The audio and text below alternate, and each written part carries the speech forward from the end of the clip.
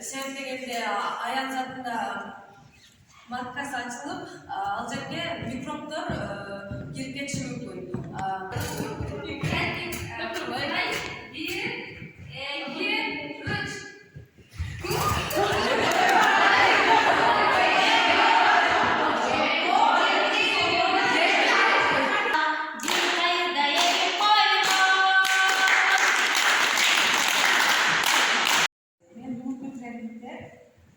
Kızların mutluluk yönünde,